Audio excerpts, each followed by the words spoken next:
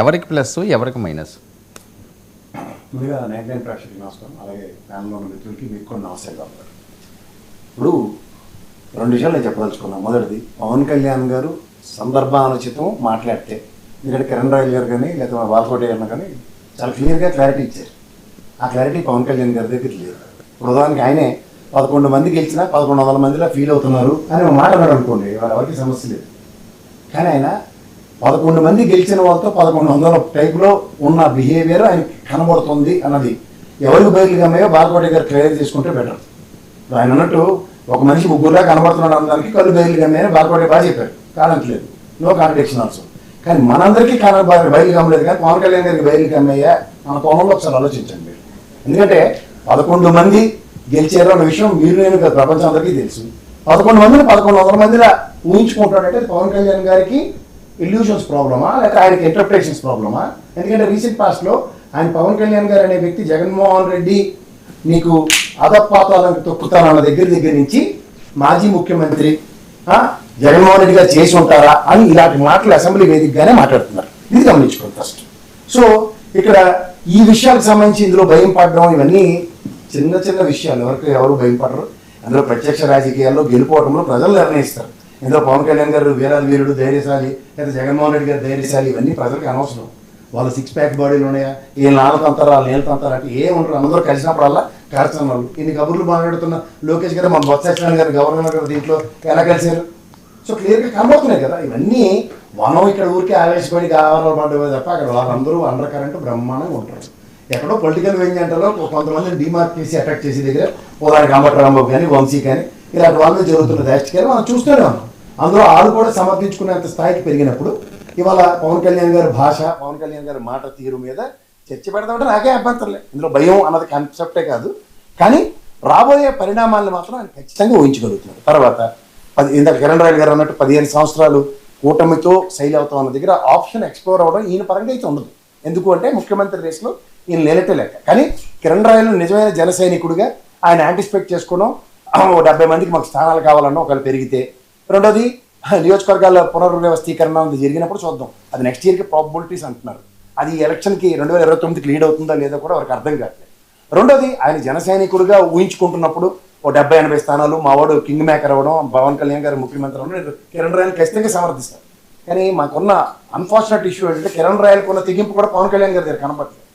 ఎందుకంటే ఆయన ఈరోజు గమనించిన కొంత పరిణామాలు కనుక ఆయన ఆద్యంతం గమనించుకుంటే ఆయన పార్టీలో కొంతమంది బుల్డోస్ చేసి మాట్లాడుతున్న వాళ్ళందరికీ ఎంత విపరీతమైన సిచ్యువేషన్స్ కనబడుతున్నాయో చూసుకోండి ఒకసారి. ఇంకా కిరణ్ రాయల్ దాకా ఆ వంతు రాలేదని నేను సంతోషంగానే ఉన్నా. ఈ ట్రెండింగ్ అన్నది ఇవాళ మీకు సామాజిక వర్గ పరంగా ప్రసాద్ గారు నా మీద ప్రేమతో కోపంతో మాట్లాడినట్టున్నదే, ప్రేమతో మాట్లాడినట్లు కోపంతో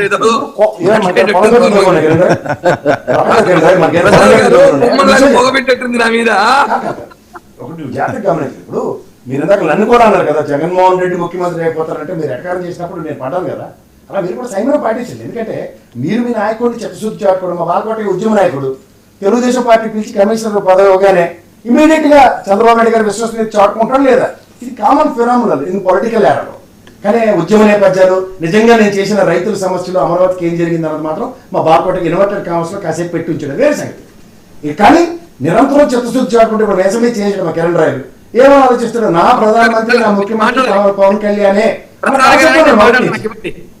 ఇస్తాను నేనంటే అదే కిరణ్ రాయలు. ఇప్పుడు మీరు అలా చెప్పడం నేనైతే సమర్థిస్తూనే ఉన్నా.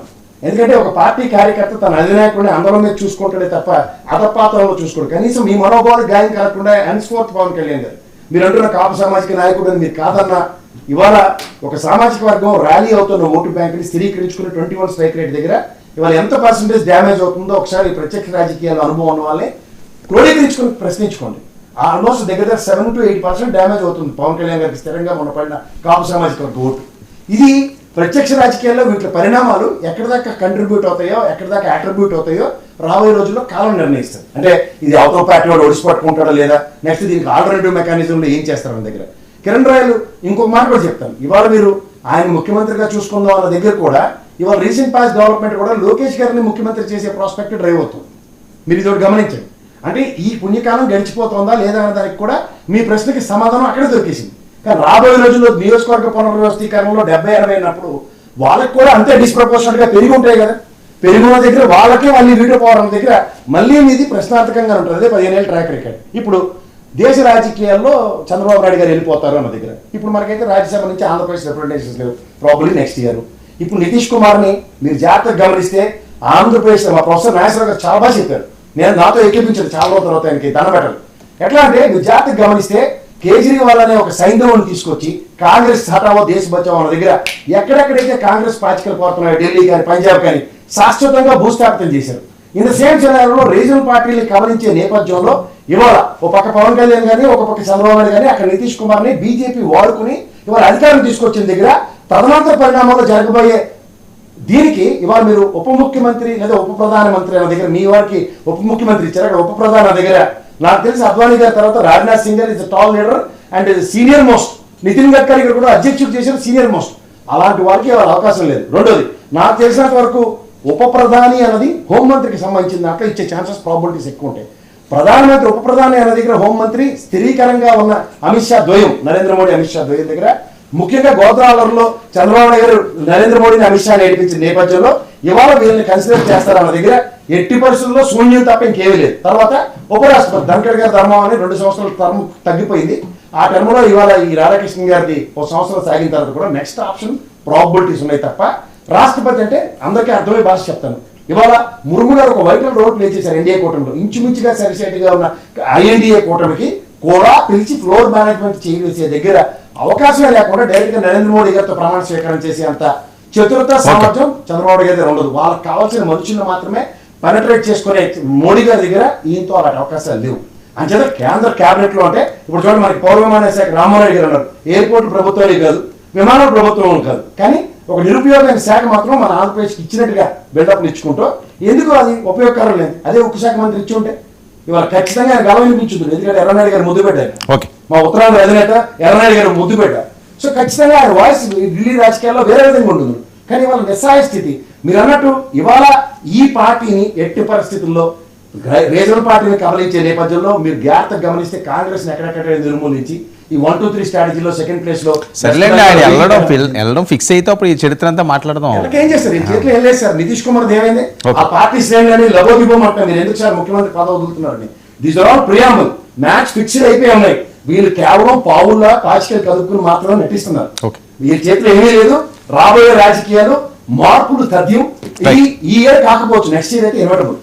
ఈ టర్మ్ లో కనుక పవన్ కళ్యాణ్ గారికి ఒక వైటల్ రోల్ ప్లే చేసి అట్లీస్ట్ రిమైనింగ్ ఇయర్స్ లోనే 1 year కాన్సెప్ట్ కనుక డెవలప్ చేస్తే అట్లీస్ట్ 1 year కిరణ్ రాయ్ లాంటి ఆశలైనా నిరాశలు కాకుండా ఆశల సోదరులు ముందుకెళ్లే ఛాన్స్. రైట్, ఏంటి కిరణ్ జగన్మోహన్ రెడ్డి ప్రసాద్ గారు నా మీద ప్రేమ చూపిస్తున్నాడా లేకపోతే ప్రసాద్ గారు ఏమైనా ప్రసాద్ గారు నా మీద ప్రేమ చూపిస్తున్నారా, నా మీద పగబట్టినారా, లేకపోతే కొత్త రకం ఏమైనా ప్రయోగిస్తూ అర్థం కాని పరిస్థితిలో ఉంది. ఎందుకంటే ఒకటి పవన్ కళ్యాణ్ గారి ఆశేషాలు